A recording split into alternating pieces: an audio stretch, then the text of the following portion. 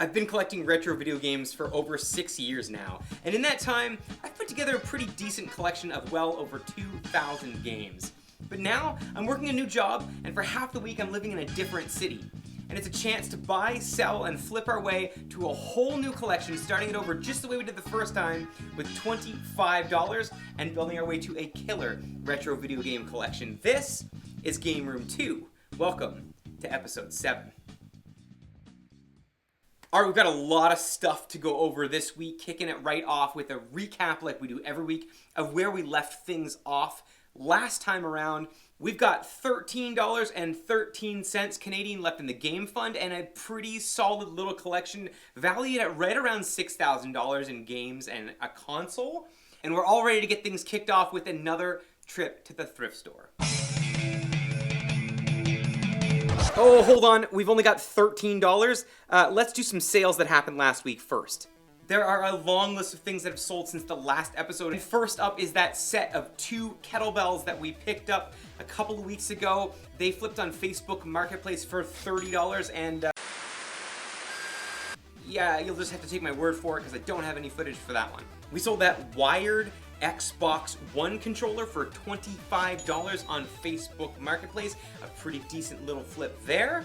I'm not sure if you remember that game of rock, paper, scissors that I played with my buddy Tom for a little bag full of DS games. There were 3 R4 cards in that bag, and every single one of them sold on eBay. How much did they sell for? Each one of those R4 cards sold for $16.53, and there were 3 of them. That brings the total Game Room 2 fund all the way up to this.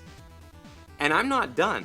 The combination of that Apple TV remote and Apple TV unit sold for $20 on Facebook Marketplace, and a Goosebumps t-shirt that we picked up a few episodes back that was sitting around for a little while, eventually sold for $10 on Facebook Marketplace too.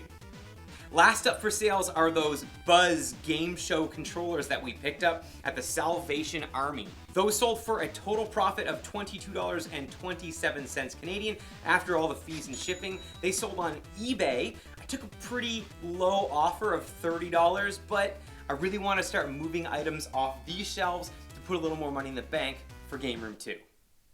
Now we can go back to hitting the thrift store.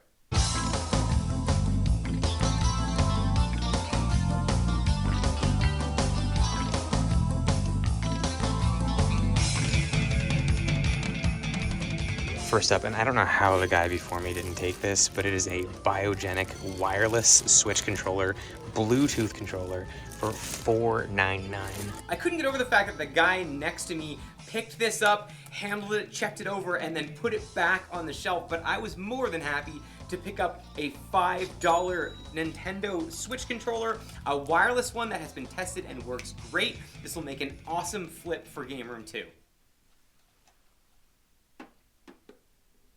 A couple days later, I hit the exact same thrift store with my brother-in-law Andrew, and things got a little bit out of control.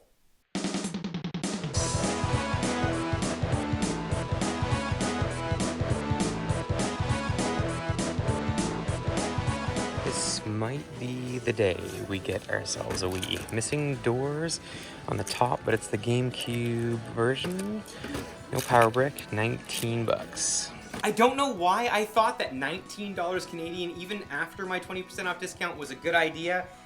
I realized when I got back to the game room that I don't have a controller. I do have a power brick that we picked up a few weeks ago, but there's no sensor bar controllers, so I'm really not sure what my plan was with this one. I really did just want to get a Nintendo Wii for the game room though. Not sure if I have any footage of this pickup, but a pretty cool old school copy of tabletop Dungeons and Dragons style magazine. This one's from 1992, a magazine called Dungeon Adventures for TSR role-playing games. Came in at $1.49 for this one, so yeah, even if this flips for $5 local resale, still an interesting pickup. We still haven't sold our first dance pad yet, so I'm not really sure why I got into another one. Actually, I am sure it's because I spent $6.99 and this one has the box. But yeah, we're sitting on 2 dance pads right now, and I still don't have a game for this one. I did buy one decent thing at the thrift store, and it's this complete in-box copy of a game I've never heard of called Bandu.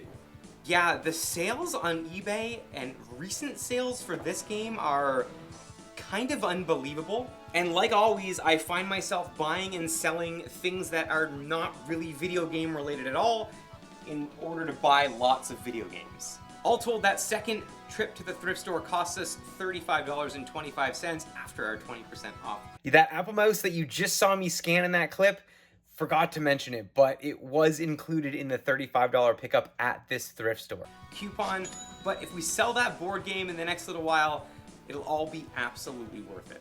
All right, a first for Game Room 2, and it's a mail call, an order from eBay that came in the last week. Something that I picked up that I thought was important to add to the Game Room 2 collection. A copy of Killzone 3 on the PlayStation 3. Oh, nicely packed too with, ooh, we get a little question mark sticker, just like the one that was on the envelope. That's cool. All right, a complete in-box copy of Killzone 3, and I bet you can guess where this one's going. It'll go alongside the art book that is inside of the helmet already. Man, is that ever satisfying to make complete. And a $10 Facebook Marketplace pickup.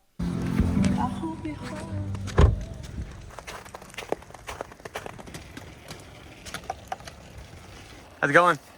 Well, Not too bad. good. Right on, $10. Yep. Appreciate it, thanks. Have a good one. A pretty nicely priced copy of Those Who Remain on the PlayStation 4, complete in box with some postcards that are part of the goodies that are inside this one. This is a game that I'm actually really interested in checking out. I've seen some really cool footage of gameplay of this one on YouTube, and I love a good horror game. This one looks extra creepy. Super happy to have this one in the Game Room 2 collection. Yeah, really awesome little pickup. Midweek, we had one more sale, and it was this cordless wheel mouse that sold on eBay. Total profit was around $16.92 for this one. Yeah, not a bad little flip for something that I think cost us right around $10 when we bought it first off, so a pretty decent little sale. All right, new day, and we're gonna hunt for some more video games. Still a decent chunk of cash left in the Game Room 2 game fund, and we're gonna hit up an old favorite, that garage just packed full of DVDs and video games. We're headed there first with my brother-in-law, Andrew. Donations? Oh yeah. Ooh. I didn't know if we were going to Sally Ann or not. Oh, thank you very much. Cheers, baby.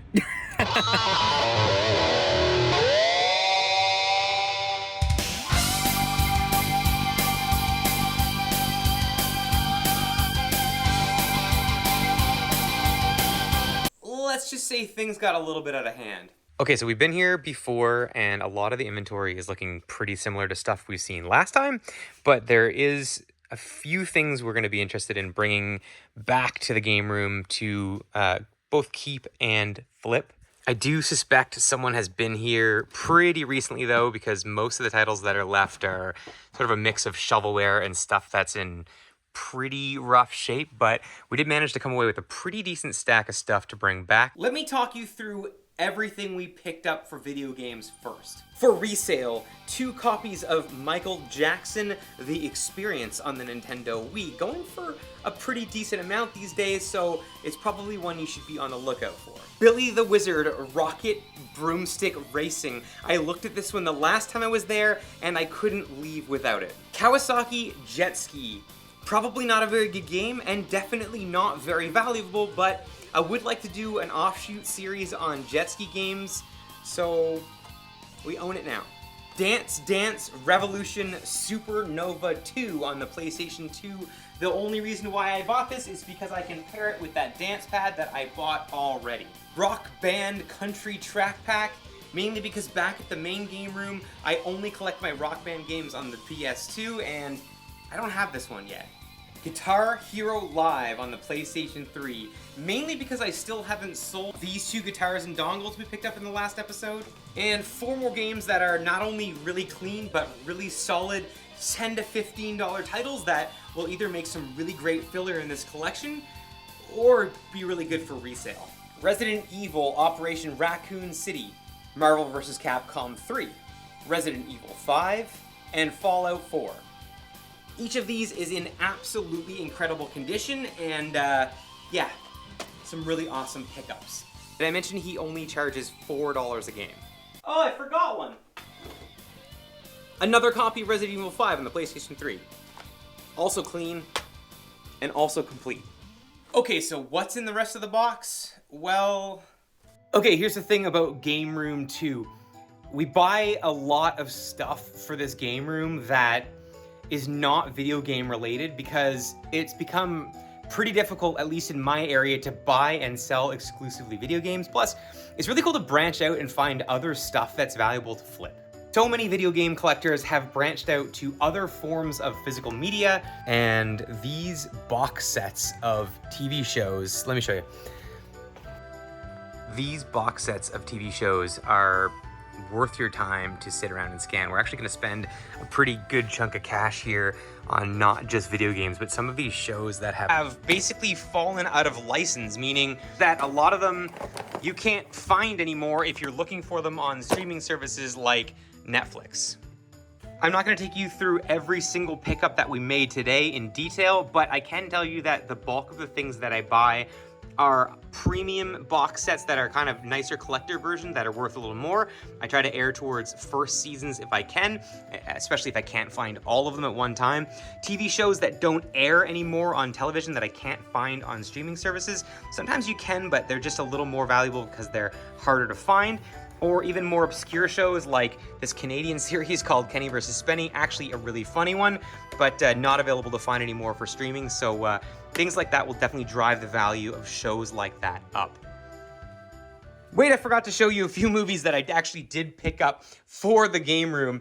A few video game related ones on Blu-ray. Dragon Age Dawn of the Seeker. Let me know in the comments if you've watched that one. I'm curious to check it out. And 2 Resident Evil ones. Resident Evil Damnation. And I upgraded our copy of Resident Evil Degeneration. We had this DVD copy with a nice slipcover, but we're going to try to sell that one now and replace it with this copy. Now we got a pretty good deal on everything we picked up. Basically, all these will end up being $3 in the Blu-rays. Include those for $3. Amazing, cool.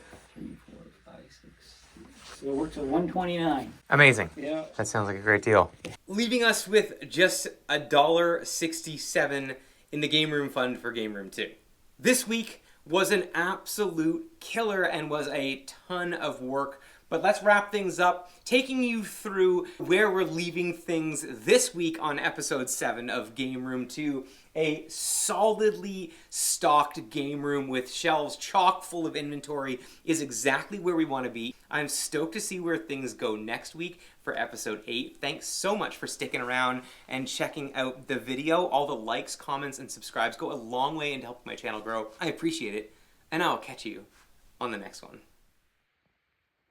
First and probably most important part of bonus footage is Fred the Flower. That is our new friend's name. Thank you very much for all the comments suggesting different names for the plant. But yeah, we have a winner, and it is Fred the Flower.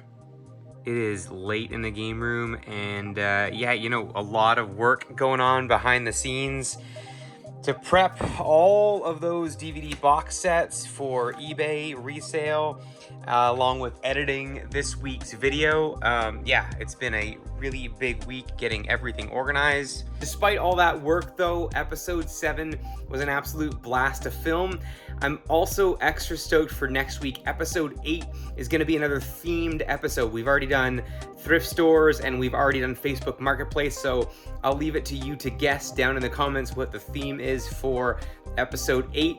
I have also decided that this is gonna be a 10 episode mini-series for Game Room 2. So only a few episodes left. I need a little bit of a break from this, and then hopefully we can reboot the whole thing again in the fall if work takes me back out away from the main game room. We'll do a second season. I am going to do an 11th episode though that is going to be like a recap of highlights and lowlights all of the kind of like best sellers and slowest sellers, stuff that I learned through this whole experiment. And I do want to include a Q&A. So if you have any burning questions that you want answered about the reselling process, about game collecting, or even just my own preferences, whatever it is, shoot me some questions down in the comments section, and I'll try my best to answer all of them when we get around to that 11th episode. Thanks for sticking around, and I'll catch you in episode 8.